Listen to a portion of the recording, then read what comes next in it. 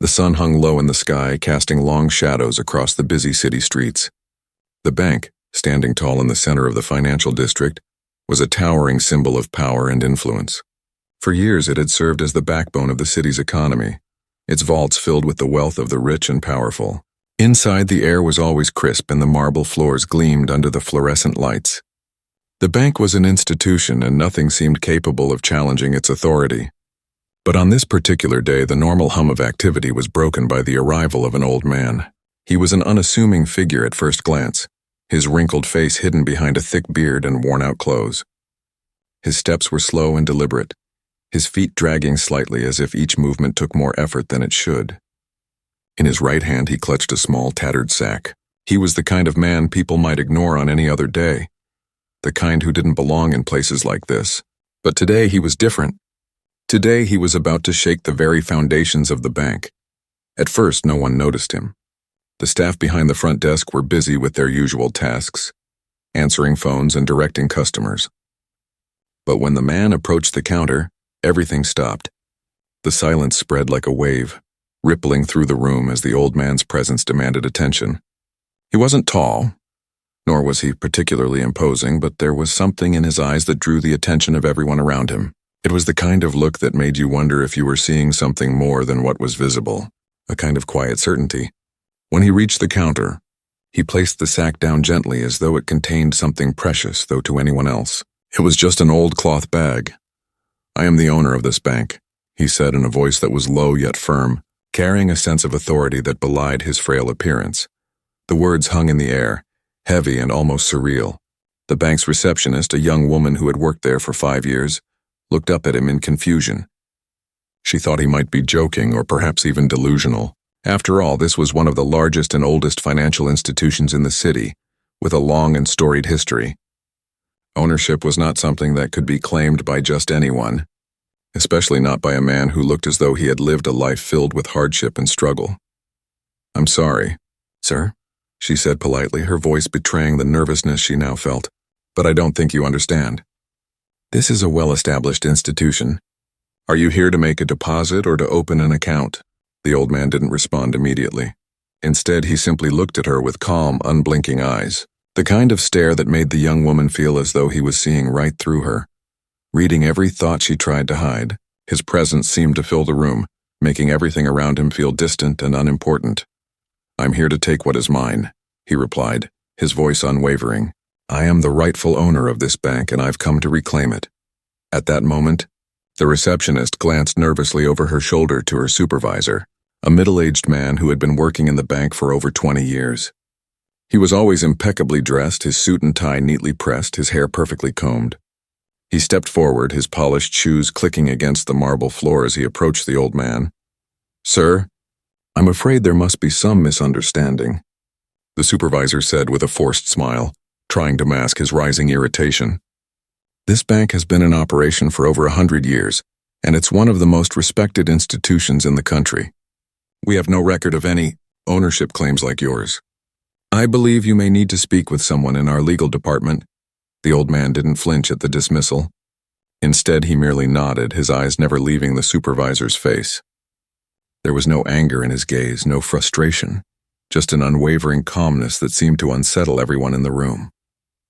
He was not here to fight, not in the way they expected. He was here to make a claim, and he would not be dissuaded by their disbelief. "I've waited a long time for this," he said, his voice low but carrying a weight that none of them could ignore. "And I'm not going anywhere until I get what's mine." The supervisor shifted uneasily, the tension growing with every passing second. Behind him, the receptionist whispered to a nearby security guard, who gave a subtle nod before slipping away. It wasn't long before a few more staff members began to gather, all watching the old man with a mixture of curiosity and skepticism. No one could quite understand what was happening. "I think it's time we get someone higher up," the supervisor said, now more to himself than to anyone else. He turned to walk away but was stopped by the old man's voice. "You can bring anyone you like," the old man said with a quiet smile. "But it won't change the truth." The supervisor froze, his back stiffening at the words. There was something in the old man's tone that made him second-guess the dismissal he had planned. For the first time, doubt began to creep into his mind. What if this wasn't a joke? What if the old man really was who he claimed to be? But that thought was quickly dismissed. There was no way this man could be the owner of a bank like this. The old man waited, unmoving, as the room slowly filled with whispers. Staff members exchanged uncertain glances, unsure of what to do next.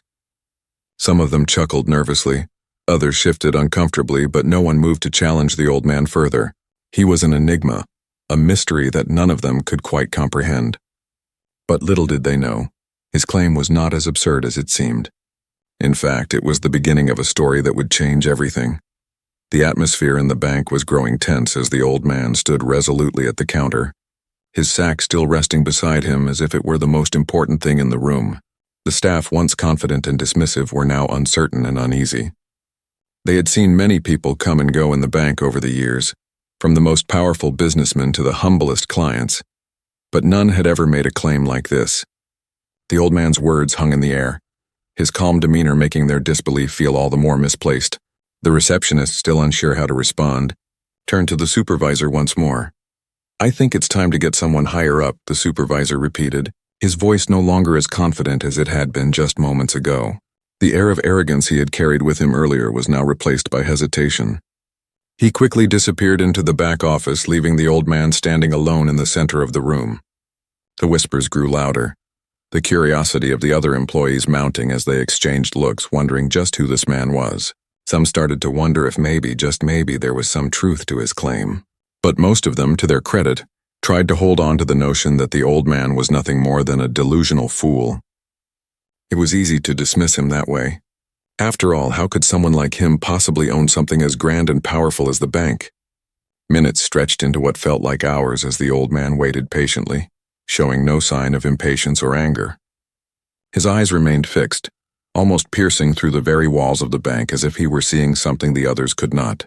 He didn't move, didn't fidget, simply stood still as if his presence alone was enough to make everyone uncomfortable, and in a way it was. There was something about him that made even the most hardened bankers feel exposed, as if he could see their deepest secrets just by glancing at them. When the supervisor returned, he was accompanied by the head of security and the bank's legal advisor. The three men walked into the room with purposeful strides, their faces set in determined expressions. They were here to deal with what they considered a small inconvenience, a nuisance that could easily be dismissed with a quick exchange of words. But as they approached, the old man didn't flinch. He simply stood there, his calm smile still present, his gaze unshifting. "Sir," the supervisor began, trying to sound authoritative, "we've decided to bring in someone who can help clarify this matter." He gestured to the legal advisor beside him, a sharp-dressed man in his late 40s with a stern look that was meant to convey professionalism. The legal advisor, a man known for his quick wit and even quicker dismissal of frivolous claims, stepped forward. He looked at the old man with a mixture of amusement and skepticism. "Now," the legal advisor said, "let's see if we can get to the bottom of this. You're claiming to be the owner of this institution, is that correct?" The old man nodded, his expression unwavering. The advisor paused for a moment, clearly trying to decide whether to continue with this farce or to dismiss the man outright. Finally, he spoke again. "If you're serious about this claim, I'll need to see some proof," he said. The old man simply nodded again, his eyes gleaming as though he had been expecting this very moment. He bent down slowly, picking up the sack from the floor with surprising grace for someone of his age. The room went quiet as everyone watched intently, wondering what he would do next. With deliberate movements, the old man opened the sack and began to pull out several folded sheets of paper. As he laid them down one by one on the counter, the legal advisor glanced over them, his brow furrowing. They weren't typical documents, at least not from what he could see at first glance. They were old, yellowed with age, and the handwriting was dated, almost archaic in style. "This is preposterous," the legal advisor muttered under his breath. "These documents look like they're hundreds of years old." He turned to the supervisor, his voice dropping to a lower register as if he didn't want the others to overhear. "These are likely forgeries. Someone is playing a very strange game here." But the supervisor, despite his initial doubts, was beginning to feel uneasy. There was something in the way the old man presented the papers, a quiet confidence that he couldn't quite explain. Ignoring the advisor's murmurs, the old man continued to lay out the documents, each one more intricate and carefully preserved than the last. Finally, after several moments, he stepped back and let the men examine the collection in front of them. The advisor picked up one of the pages, holding it carefully as if it might crumble in his hands. As he read the first few lines, his face shifted from skepticism to confusion. The words on the page were clear, detailing an agreement made many decades ago, an agreement that tied a powerful investment to the creation of the bank. He skimmed through the document, the legal terms and names jumping out at him as he began to piece together the story.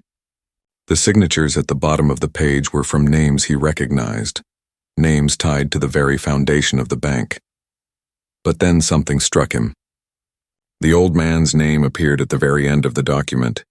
It was written in flowing script, a name that didn't seem to fit with the rest of the historical context. The advisor felt his confidence start to slip. He glanced at the supervisor, who was just as puzzled as he was. Neither of them could believe what they were seeing. The legal advisor turned to the old man, his voice now shaking slightly. "Where did you find these?" The old man smiled, but his eyes remained cold. "They've been with me for a long time," he said simply. "I was waiting for the right moment." The supervisor, now fully aware that something strange was happening, began to speak. "We'll need to take these documents to our legal team for further verification, of course," he said, though his words lacked the usual confidence they once carried. As they left the room to do just that, the old man remained standing at the counter, a silent figure whose presence was impossible to ignore. He wasn't just a man with a sack, he wasn't just a fool or a prankster. He was someone who had come for something they had overlooked for years. And deep inside, the staff began to realize that this old man might be the one person who could change everything. But they didn't know yet what he had truly come for, or what the documents really meant. That would soon become clear, but not in the way anyone expected. The old man's quiet patience, the weight of his every word, was a precursor to the storm that was about to engulf the very foundation of the bank. The hours passed slowly, the heavy weight of the situation hanging over the bank like a dark cloud. The staff had returned to their work, but the strange encounter with the old man was not easily forgotten. Whispers continued to circulate through the hallways, each person wondering if the claim he made was somehow rooted in truth. The supervisor, the legal advisor, and the head of security had all gone into a private room, each of them poring over the documents the old man had brought with him. None of them could explain what they were seeing. The papers were unlike anything they had ever encountered before.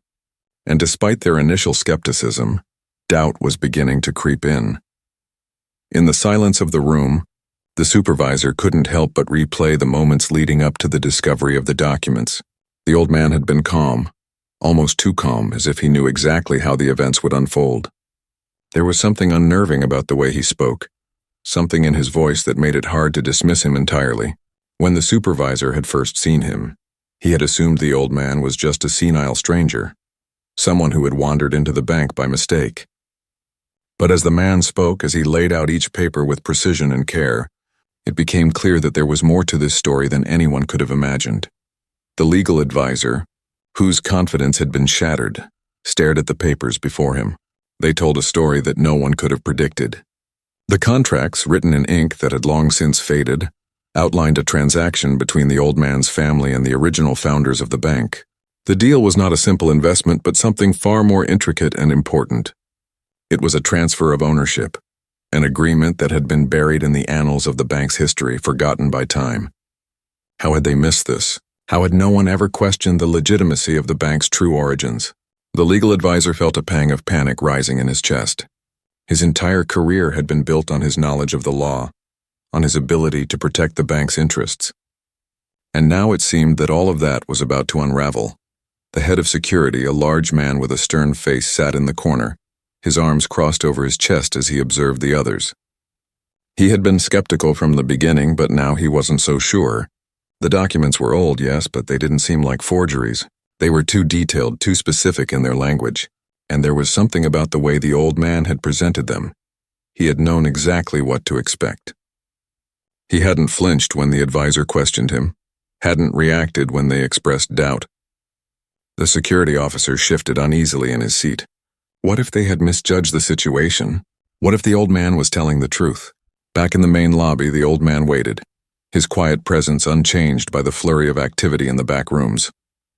He had not moved from his spot at the counter, and there was no sign of him growing impatient or restless. To anyone who looked at him, he appeared almost like a statue, an immovable object in the center of the room. Yet his mind was far from still. He knew that the moments ahead would be crucial, that the bank's future was in his hands, but he also knew that he had already won the first battle. The seed of doubt had been planted, and it would grow in the minds of the men who ran this institution. The staff, who had initially dismissed him as an eccentric old man, now began to view him with a different kind of respect. They didn't fully understand the gravity of what was happening, but they could sense that something monumental was unfolding before them. As they watched him, the tension in the room grew palpable. The once calm atmosphere of the bank had transformed into a place of uncertainty, where nothing could be taken for granted. The very foundation of their world was beginning to crack, and they were all aware of it. Outside, the city buzzed with its usual energy. Cars sped down the streets, people walked briskly along the sidewalks, and life carried on as it always had. But inside the bank, time seemed to have slowed. No one knew how long this quiet standoff would last, but each passing minute felt like an eternity. It was as if the entire building held its breath, waiting for the moment when everything would change. At last, the supervisor, the legal advisor, and the head of security returned to the lobby. Their faces were grim, and their silence spoke volumes. They had not reached a conclusion, not yet, but the weight of the situation was becoming impossible to ignore. The legal advisor, his eyes narrow with thought, approached the old man cautiously. "We've reviewed the documents," the advisor began, his voice less certain than it had been before. "We've checked the names, the signatures, and the terms of the agreement. I have to admit there is something troubling about all of this." The old man didn't respond immediately. He simply stood there, his eyes watching the advisor with a quiet intensity. It was as though he had expected this moment, as though he had known all along that they would eventually have to confront the truth. The legal advisor continued, his voice faltering slightly. "We need time to verify the authenticity of these documents, of course. This is a complex matter, and there are many layers to consider. But I will admit it appears that your claim is not entirely without merit." The old man's expression remained unchanged, but a faint glimmer of satisfaction crossed his features. He had been patient, had waited for them to come to this realization on their own. He knew that forcing their hand would only make them resist harder. But now, as the walls of their disbelief began to crumble, he knew that the next steps would be even more crucial. "I've waited a long time for this," the old man said finally, his voice low but clear, "and I will wait as long as it takes for you to accept the truth." The room was silent again, the weight of his words sinking in. The supervisor exchanged a look with the advisor, both of them realizing that this was no longer just a simple dispute. The old man had exposed a flaw in the very foundation of the bank, a flaw that could not be ignored. They didn't know how or why this had happened, but they knew they couldn't turn back now. The future of the bank, and perhaps their own futures, was now in the hands of this old man and the truth he carried with him. The supervisor nodded slowly, his mind racing as he tried to formulate a response, but the words seemed to elude him. What could he say? How could he deny the evidence that lay before him? There was no simple answer, no quick solution. This was something that would require time, effort, and careful consideration. But one thing was certain: the game had changed, and the old man had proven that no one was invincible, not even the most powerful financial institution in the city. The days following the old man's claim were filled with uncertainty and tension. The atmosphere in the bank had shifted entirely. What had once been a place of controlled order and routine now felt charged with an energy no one could quite define. The legal team, still in the process of verifying the documents the old man had provided, had been unusually quiet, their efforts to confirm the authenticity of the papers growing more urgent with each passing hour. Meanwhile, the old man remained, a constant presence in the lobby, sitting quietly with his sack beside him, never once wavering from his claim. The staff, who had initially treated him with skepticism and mockery, were now hesitant to approach him. There was something about the way he carried himself, something undeniably calm, yet deeply unsettling. His unwavering confidence had planted seeds of doubt in the minds of those who once thought of him as nothing more than a delusional wanderer. Every time someone looked at him, they saw not just an old man, but a man who seemed to possess an unshakable knowledge, as if he held the key to something far greater than anyone could imagine. The bank's executives met in urgent sessions behind closed doors, trying to figure out how to handle the situation. The claim of ownership made by the old man had become more than just a legal matter. It was now a threat to the very foundation of the bank itself. The realization that their entire existence could be questioned by this one man was almost too much to bear. How could they, the trusted custodians of so much wealth and power, have overlooked such a significant detail? How could a simple, almost forgotten contract have gone unnoticed for so long? Each question seemed to amplify the unease among their higher-ups, and with each passing day the pressure mounted, but there was no turning back now. The old man's presence had disrupted the flow of the bank's business. Clients and investors were beginning to ask questions, and the news of the mysterious figure claiming ownership had spread through the city like wildfire. The once hidden details of the bank's origins were now coming to light, and every revelation chipped away at the bank's carefully constructed image of invincibility. The media, hungry for any story that could draw attention, began to take notice. Reporters flocked to the scene, hoping to catch a glimpse of the man who was threatening to unravel an institution that had stood for so long. But the old man was not swayed by the attention. He did not care for the flash of cameras or the whispers of gossip. He cared only for the truth. As the legal team continued their investigation, the bank's upper management began to realize that they were dealing with something far more complicated than they had originally thought. They had dismissed the old man too easily, assuming that his claim was nothing more than a strange fluke. But now, as the documents were scrutinized and re-examined, it became clear that something had gone horribly wrong. The bank's founders, in their rush to establish their empire, had made a series of agreements that they never thought would come back to haunt them. And somewhere along the way, a promise had been broken, a deal had been forgotten, and now the consequences of that oversight were unfolding before their very eyes. The legal advisor, once so confident in his ability to handle any situation, now found himself at a loss. He had spent his entire career ensuring that the bank was protected, that its interests were safe from any external threats. But this was different. This was not a case of corporate espionage or financial manipulation.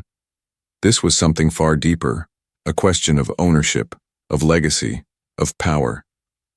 The old man was not simply a claimant. He was the embodiment of a forgotten past that was now coming back to demand its due. Days turned into weeks, and still, there was no resolution. The bank's board of directors was divided. Some believed that the best course of action was to settle the matter quietly, to offer the old man a sum of money to make him disappear. After all, they reasoned, money could solve everything. But others were more reluctant to simply let the matter go. They saw the old man's claim as a direct challenge to their authority, a threat that, if left unchallenged, would undermine everything they had worked for. The debate raged on in the boardroom, but no consensus was reached. The old man, however, remained undeterred. He had made his claim, and he was not about to back down now.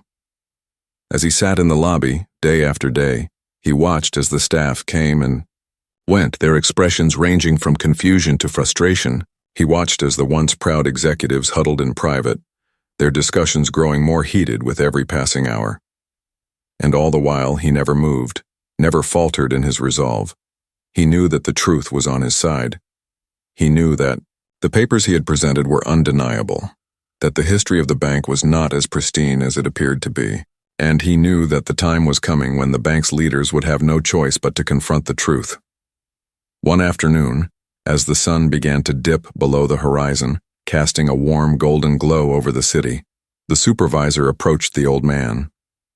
His face was weary, his once confident demeanor now clouded by doubt. He had spent countless hours reviewing the old man's documents, consulting with the legal team, and trying to make sense of the situation.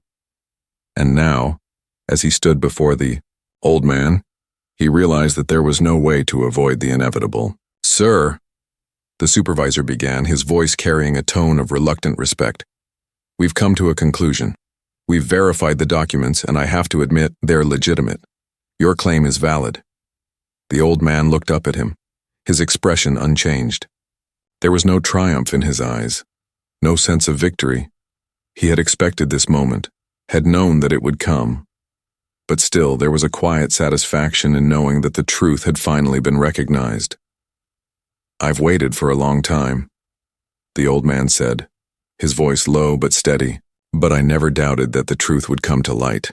The supervisor nodded, a mixture of respect and regret in his gaze. "What happens now?" he asked, his voice tinged with uncertainty. "What do you want from us?" The old man stood up slowly, his movements deliberate as he gathered his sack. He did not answer immediately, his silence hanging in the air like a weight. Finally he spoke. "Now," he said quietly, "now it's time to make things right." And with that, he turned and walked out of the bank, his sack resting gently in his hand.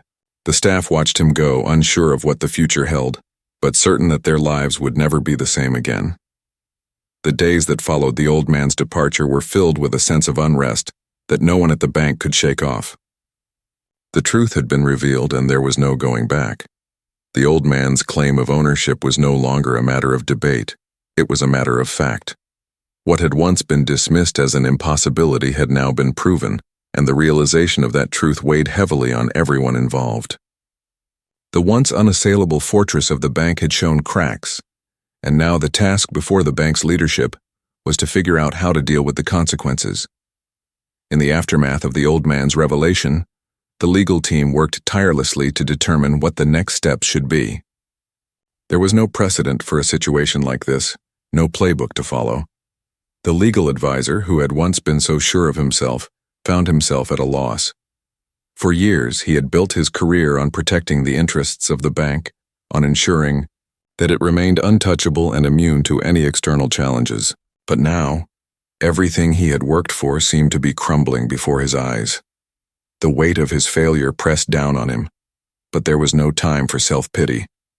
The bank's future depended on finding a solution to this crisis, and every minute that passed without resolution made the situation more dire. The bank's executives, who had once been the epitome of control and power, were now fractured. Some still believed that the best way forward was to offer the old man a financial settlement, to buy him off and make him go away.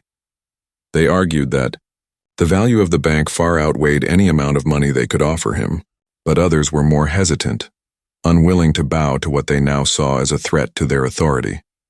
They felt that giving in would be a sign of weakness, an admission that they had been wrong, and that was something they were not willing to accept. The boardroom became a battlefield, the arguments growing louder and more heated with every passing day. No one could agree on what to do next, and the longer the situation remained unresolved, the more their power seemed to slip away. The old man, however, was nowhere to be found. After his final visit to the bank, he had disappeared, leaving no trace behind. He didn't care about the debate that raged behind the closed doors of the bank. He didn't care about the power struggles or the attempts to buy him off. He had made his claim, and the rest, as far as he was concerned, was up to them. He had no intention of being swayed by the bank's wealth or influence. He had waited too long for this moment to be distracted by their offers or threats. What he wanted was not something that could be bought. It was something that belonged to him by right. And no amount of money could change that. While the bank's leadership continued to bicker among themselves, the old man took the opportunity to visit the city's archives. He spent hours there, combing through ancient records and documents that had long been forgotten by everyone but him. These were the papers that told the true story of the bank's founding, the story that had been buried by time and by those who wanted to keep it hidden. As he sifted through the yellowed pages, he could feel the weight of history bearing down on him. This was the final piece of the puzzle, the last step in reclaiming what was rightfully his. And with each document he found, he felt closer to the resolution he had been seeking for so many years. The old man's patience was unmatched. He had waited decades for this moment, and nothing was going to stop him now. Every piece of evidence he uncovered only confirmed what he had known all along. The bank had been built on a lie that had been carefully crafted and maintained by those who sought to profit from the work of others. They had taken what was not theirs, and now it was time for them to face the consequences. Meanwhile, the situation at the bank continued to worsen. As the days wore on, The media coverage of the story intensified. What had started as a local news piece had now spread across the country. The story of the old man who claimed ownership of the bank had captured the public's imagination, and every new revelation only fueled the fire. The press was relentless, digging into the bank's history, exposing its secrets and questioning the legitimacy of everything the institution had built. The public began to take sides, some sympathizing with the old man and his cause, while others rallied behind the bank, unwilling to accept that the institution they had trusted for so long could be brought down by a single individual. The bank's executives, unable to contain the growing storm, began to feel the pressure mounting. Their attempts to control the narrative, to present the old man as nothing more than a fool, were failing. The truth had come to light, and now it was impossible to deny. The old man's story was too compelling, too rooted in history to be dismissed as a mere fabrication. The more the bank tried to fight back, the more they seemed to lose ground. And with each new revelation, the stakes grew higher. At long last, the old man returned to the bank, his quiet resolve unshaken. He had gathered all the evidence he needed, the final pieces of the puzzle that would prove his claim beyond a shadow of a doubt. He walked into the bank with the same calm demeanor he had carried from the very beginning, his sack now filled with the documents he had uncovered in the archives. The staff, who had been watching the news with growing anxiety, turned to see him standing there once more as though he had never left. The supervisor, who had become increasingly nervous over the past few days, stepped forward to greet him. His face was pale, his eyes betraying the uncertainty he had been feeling ever since the old man had first appeared. He had hoped that the situation would resolve itself, that the old man would simply go away. But now, standing before him, the old man was no longer just a figure to be dismissed. He was a threat that could not be ignored any longer. "Sir," the supervisor began, his voice tight with anxiety, "I believe we are ready to discuss the matter further.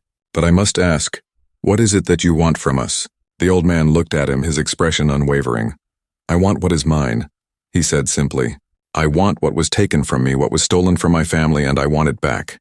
And with that, he placed the sack on the counter, the sound of the old documents settling inside echoing through the silent room.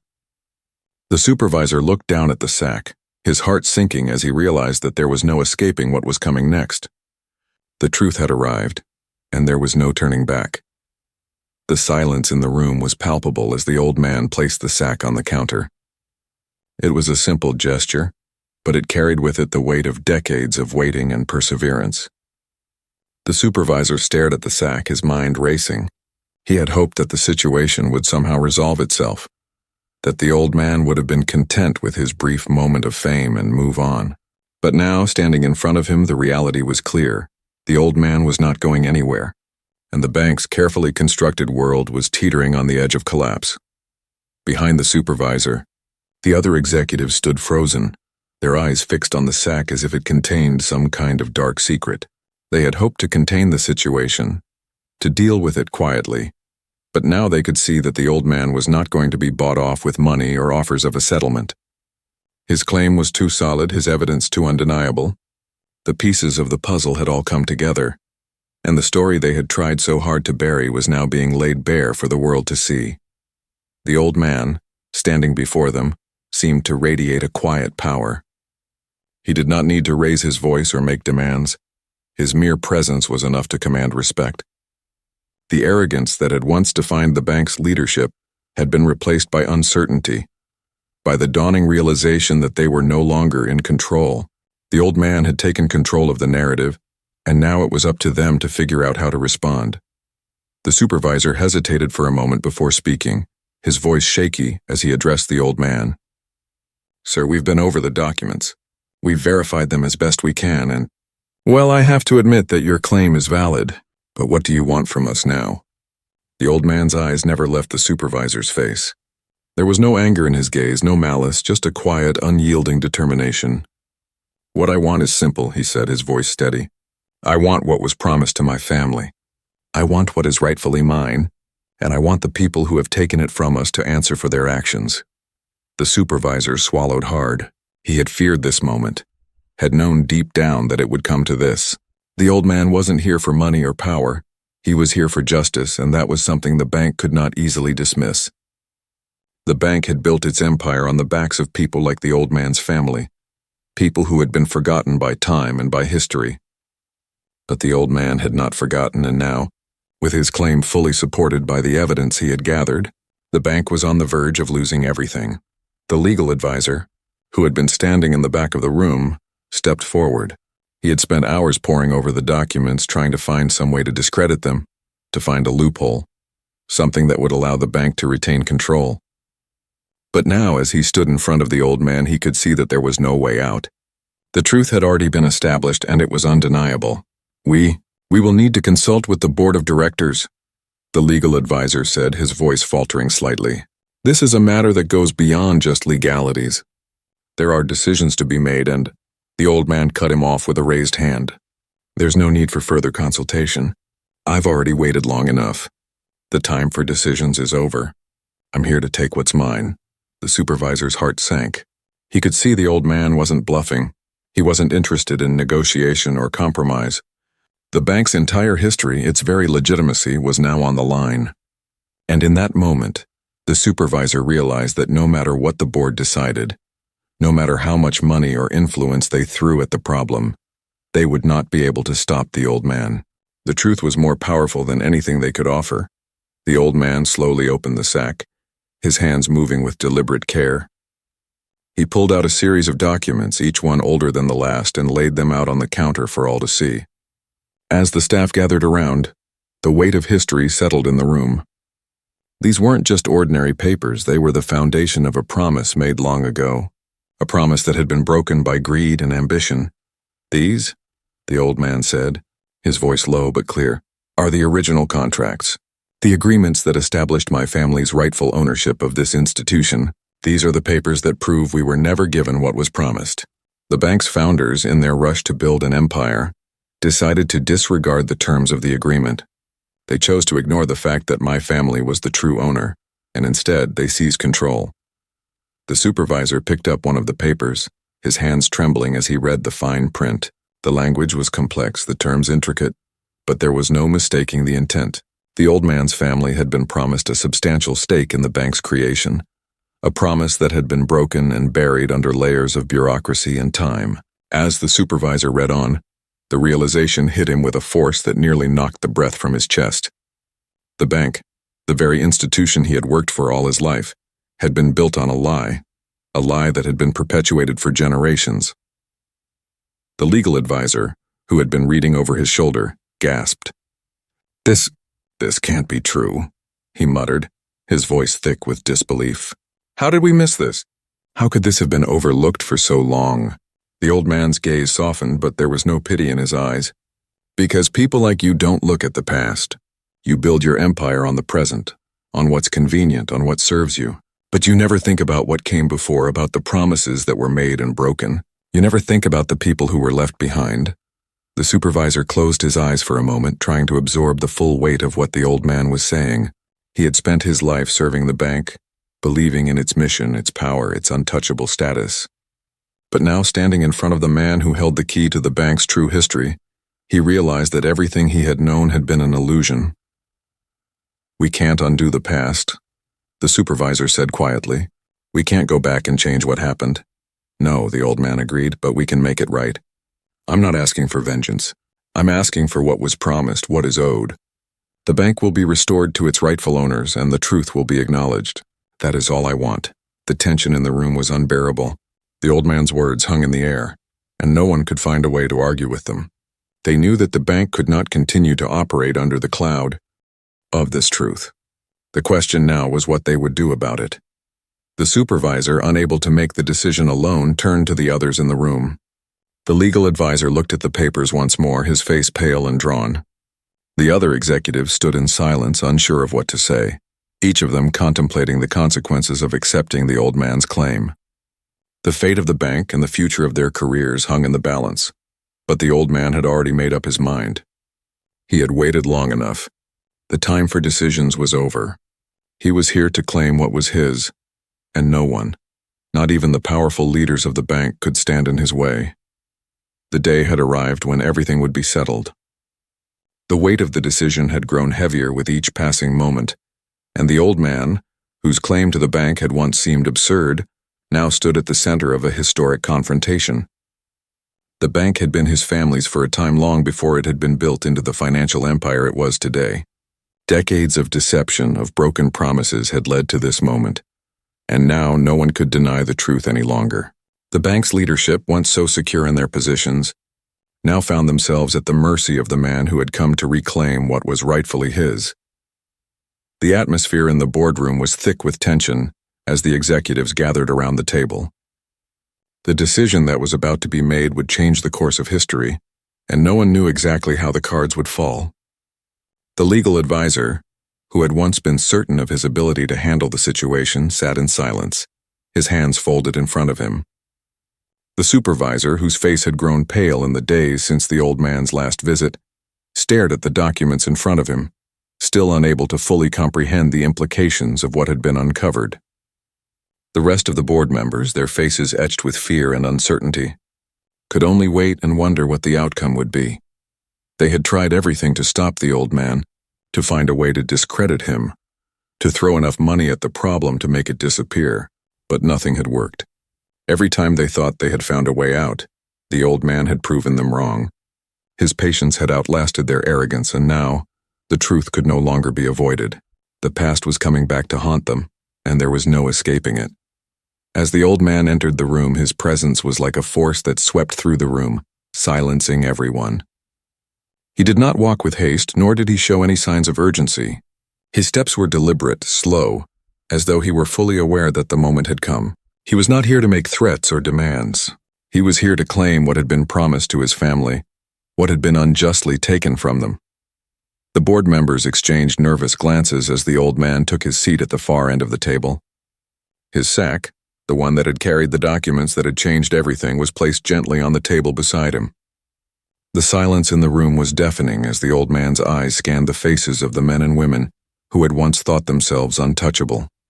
They had made their choices, built their empire, and now they had to face the consequences. "We've reviewed the documents," the legal advisor began, his voice trembling slightly, "and while we cannot deny that there are discrepancies in the history of the bank, we still need to discuss the specifics of what you are asking." The old man did not respond immediately. He simply sat there, his gaze steady, watching them. His patience was unshakable, and the board members could feel the weight of it pressing down on them. They had hoped for some kind of negotiation, some way to resolve the situation without losing everything. But deep down, they knew that this was not going to be a simple transaction. This was about justice, about making right the wrongs that had been committed. "We are not here to negotiate," the old man said finally, his voice calm but firm. "I am not interested in a settlement or a payout. What I want is simple. I want the ownership of this bank returned to my family. The documents you have in front of you, the ones you've been so eager to examine, prove that this institution was built on a lie. The agreement made between my family and your founders was clear. And it was broken." The supervisor swallowed hard, his mind racing as he processed the old man's words. They had known this day was coming, but now that it was here, it felt like everything they had worked for was slipping through their fingers. The old man was right. There was no denying the truth anymore. The documents were legitimate, the agreements were clear, and the bank's founders had failed to honor their word. And now the consequences of that failure were unfolding before them. "We understand the history," the supervisor said slowly, trying to maintain some semblance of control. "But this is not just about the past. This is about the future. The bank is not just a collection of papers. It is a living, breathing entity. Thousands of people depend on it. Its employees, its clients, its investors, all of them have a stake in what happens next." The old man's expression softened slightly, but there was no pity in his eyes. "I understand what the bank has become," he said, "but that does not change what was promised. The people who built this institution did so on the backs of others, and my family was one of those who gave everything for it. The bank has grown, yes, but that growth was not achieved through fairness. It was achieved through the betrayal of the people who were promised their rightful place in it." The room fell silent once again, the weight of the old man's words hanging in the air. The executives exchanged looks, and for the first time, there was no certainty in their gaze. The old man was right. They had built their empire on the suffering of others, on the broken promises of the past. And now, the truth was forcing them to face the reality of their actions. The legal advisor, who had been quiet for some time, finally spoke up. "What do you want from us?" he asked, his voice barely a whisper. "You've proven your claim, but what happens next? What do you want the future of this institution to look like?" The old man looked around the room at the faces of the people who had once held all the power. He saw the fear in their eyes, the realization that they had lost control. He saw their arrogance crumbling, replaced by the quiet desperation of those who know they can no longer escape the consequences of their actions. "I want what was promised," the old man repeated. "Nothing more, nothing less. I want the ownership of the bank returned to my family. I want it to operate with the same integrity and honesty that your founders once claimed to uphold. And I want those who have been wronged by this institution to be given what they are owed." The board members sat in stunned silence, each of them coming to terms with the reality of what was happening. They had spent their careers building this empire, but it was all coming undone, and no matter how hard they tried to hold on to their power, they knew that they could not stop the old man. The truth had already been laid bare, and there was no escaping it. The supervisor nodded slowly, his face pale. "We will honor your claim," he said quietly. "We will return ownership to your family, and we will work to ensure that the mistakes of the past are not repeated." The old man stood up, his movements slow but deliberate.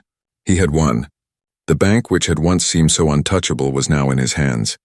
But even as he walked out of the room, there was no sense of triumph in his heart. He had waited long enough, and now it was time to make things right. The executives watched as he left, and in that moment they knew that everything had changed. The truth had come to light, and the bank would never be the same.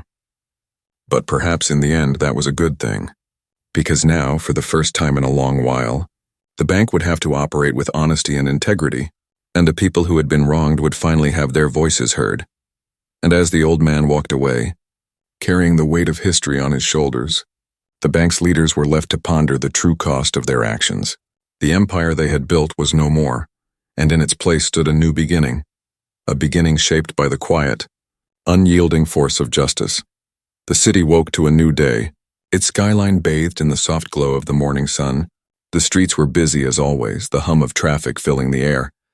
And yet there was something different about the way people walked, the way they spoke.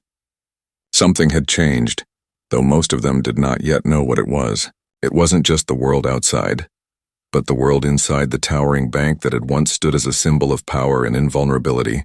Today it was different. Today the walls that had once seemed impenetrable now stood witness to something far more significant than mere financial dealings. It had been brought to its knees not by force, not by violence, but by a truth so undeniable that it could not be ignored. The truth had come to light, and in the aftermath everything was different. The old man, whose claim had once seemed absurd, now walked away with the prize that had eluded his family for generations. The empire that had been built on promises broken, on betrayals and deceit, had crumbled, and in its place something new had emerged. He hadn't come to destroy, but to reclaim. What was taken from his family was now returned, not through the fury of war or the arrogance of wealth, but through the quiet power of justice. The bank, now under his family's ownership, would not be the same as it had been before. It would be something better, something grounded in truth and honor in the very promises that had been made long ago. And while the old man walked away from the bank, his steps were not heavy with the weight of triumph, but with a deep, enduring satisfaction. He had waited long enough for this moment, and now it was over. What had been broken had been fixed, and the story that had been buried in time had been told. There was no fanfare, no celebration, just the quiet return of what was rightfully his. He had done what he had set out to do, and now it was time to let the bank find its own way. The board members, once so sure of their control, sat in the very room where the fate of the institution had been sealed. Their future, their careers, all hung in the balance. The decision to honor the old man's claim had not been an easy one, but in the end it had been the only choice. The truth had been too powerful to deny, and now they were left to pick up the pieces of what had once been their empire. They would rebuild, yes, but it would never be the same. They would learn to operate differently, to value the promises made and keep the faith with those who had trusted them. They would never forget the lesson that had been taught, not with harsh words or punishment, but with quiet resolve and the unwavering pursuit of justice. Outside the walls of the bank, the world moved forward, unaware of the profound change that had just taken place. People went about their daily lives, the usual routine of work, errands, and socializing playing out as it always did. But somewhere deep inside, each of them felt the subtle shift, the quiet hum of a world that had just become more just, more aware. They did not know the full story, but they knew something had changed, something fundamental. They could not name it, could not point to it, but it was there, woven into the very air they breathed. And as the old man disappeared into the city, he carried with him not just the victory of reclaiming what had been lost, but the knowledge that he had righted a wrong that had lingered for far too long. There would be no parades, no awards, no acknowledgement from the world at large. But in the quiet of his heart, he knew that he had done something far greater than anyone could ever realize. He had restored what had been broken, and in doing so, he had reminded the world that justice, no matter how long delayed, would always find a way. For those who had lived in the shadow of the bank's power, for those whose stories had been buried beneath the weight of history, there was now a sense of hope, a belief that the past could be righted and the future could be different. The old man had shown them that the impossible was possible, that even the most entrenched systems of power could be shaken by the quiet force of truth. And so, the story came to an end, but it was not a conclusion in the traditional sense. It was a beginning, a new chapter for the bank, for the city, and for those who had once been forgotten. The old man's journey had been one of patience and perseverance, of waiting for the right moment, of trusting that the truth would eventually be heard. And when it was, it had changed everything. The legacy of the bank would now be defined not by its wealth or influence, but by the integrity it would strive to uphold. And the man who had walked into its halls with nothing more than a sack of old papers would be remembered as the one who restored not just ownership, but honor. The end.